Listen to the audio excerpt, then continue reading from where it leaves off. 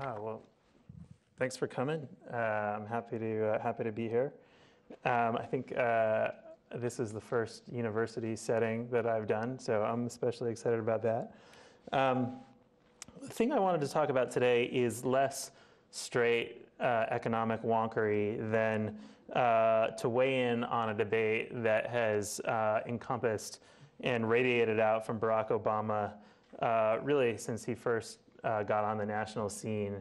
And this is the question of whether Obama's bipartisanship is naive or is shrewdly strategic. And if you remember back in 2007 when Obama was first running for president, this debate really broke out then. And there were people on one side of the debate, like Paul Krugman, for example, Hillary Clinton was another, who just couldn't believe that Obama was anything other than naive. The idea that you would sort of reach out to Republicans and engage with them in good faith, and they would come to see things your way, was just preposterous.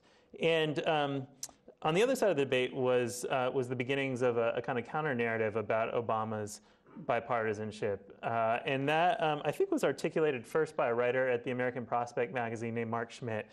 And I'll just quote from the piece. It was a really terrific piece, and I think sort of prophetic about where the debate over Obama was going. And Schmidt wrote, perhaps we're being too literal in believing that hope and bipartisanship are things that Obama naively believes are present and possible, when in fact they are a tactic. One way to deal with that kind of bad faith opposition, by which he meant conservative opposition, is to draw the person in, treat them as if they were operating in good faith, and draw them into a conversation about how they would actually solve the problem. If they have nothing, it shows. So Schmidt was early to see that, you know, this may be more than just naive. It may be actually tactical and quite savvy. More recently, I mean, this debate has basically gone on for the entire course of Obama's presidency, but you know, kind of as we get toward re-election time, it's being litigated with special intensity. And I think the most recent impetus for the debate was Andrew Sullivan, who's actually a former colleague of mine at the New Republic. Andrew wrote a cover story that got a lot of attention in Newsweek.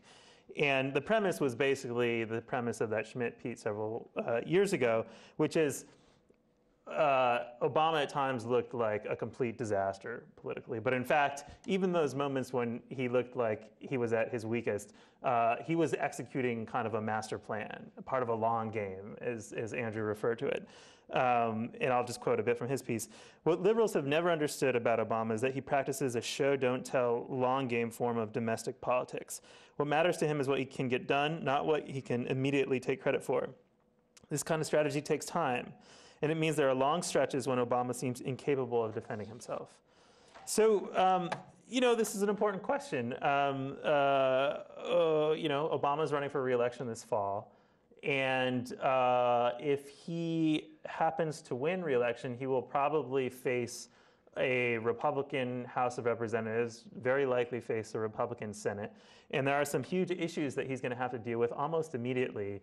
The trillions of dollars in tax cuts that George Bush first passed early in his term are going to expire on January 1st. So those are going to have to be dealt with. There's $1.2 trillion in deficit cuts, spending cuts that are going to go into effect on January 1st if there's no deal to avert them. So there's a lot of stuff that the next president is going to have to deal with immediately.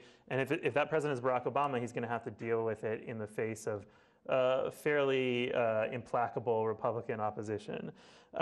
So you know, we need to know, is Obama actually a strategic genius? And were things sort of gamed out exquisitely for the previous 3 years? Or did he kind of just luck into what appears to be the success of the last 6 to 8 months? It's important to know because something that you do deliberately tends to be reproducible. If you just lucked into it, chances are you're not going to be able to pull it off again. So that's the question I want to answer in this talk. Was it luck, or was it part of the master plan? My own view and the view that I put forth in the book is not part of the master plan. It was fairly lucky in a lot of respects. and I think could have ended disastrously if not for some lucky breaks. Namely, that Obama has benefited from a pretty irrational and self-sabotaging opposition. But you can't count on your opponents to always defeat themselves. So it's worth probably thinking through what you might have done differently had they been a little more irrational. The biggest reason I think that that this was not part of some strategic grand plan is that this bipartisanship is who Obama is. In the book, on all of the sort of main characters in the book, I try to give you some biographical backstory to sort of mine their, their high school classmates and, even their earlier in their childhoods to give you a sense of how they see the world and what shaped them. And with Obama, I think that the key thing to understand about Obama is this period in his life when he was the community organizer on the south side of Chicago. And the thing that was most frustrating to him in those days was this really pervasive tribalism, really pervasive partisanship. You were either on, my team or the other guy's team. If you're on my team, you're a good guy. If you're on the other guy's team, you're a bad guy. This was just the nature of politics in Chicago. And at one point when he's an organizer, there was a kid in one of the neighborhoods that he was working in who was shot by a stray bullet from a drug dealer. Obama felt like the police should do something about this, and they were very resistant to. So he called a meeting with a bunch of local pastors and wanted them to pressure the police to really crack down on local drug violence. And one of the pastors, a guy named Reverend Smalls, African American, told him, no, why would we want to do that? The mayor, Harold Washington, is one of ours. He's an African American. The police commander in this area is one of ours. Why do I want to go and cause problems for him? And Obama thought this was nuts. That basically he was saying, because these guys are on my team, they're part of my tribe, I'm not going to create problems for them. So it was this early formative experience where he just thought, the only way you can ever do anything constructive is if you put these tribal loyalties to the side and really engage with people and take seriously problems that aren't just about scorekeeping for your team versus the other team.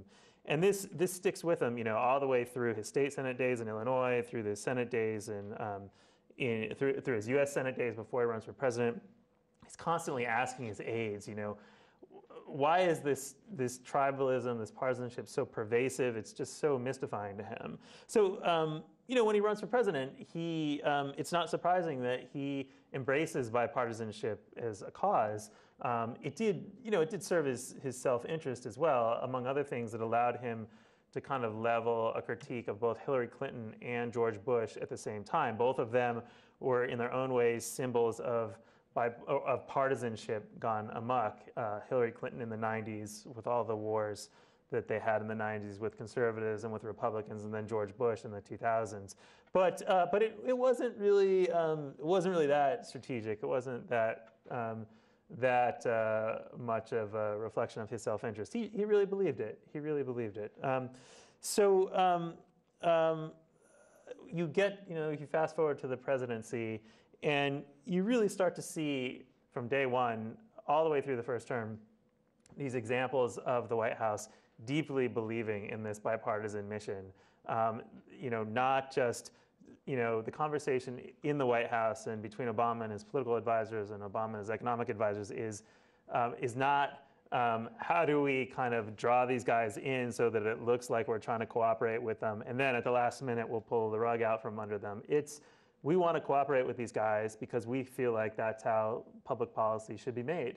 And so from the very beginning, from the stimulus, which passes a few weeks after Obama is elected, the order from the very top is reach out, do this in as bipartisan a way as you can. And it really is so pervasive that it actually sort of blinds them, I think, to sort of underlying political reality. The stimulus actually ends up, the deal that they do to pass the stimulus in the Senate happens in, I think, February 8th, February 9th of 2009, which is like a Thursday maybe. That Sunday, they believe they were going to get 80 votes, up to 80 votes in the Senate, 70, 80 votes in the Senate, which would have meant 20, 25 Republicans potentially. They ended up getting 2, I think. So, so there was an element of self-delusion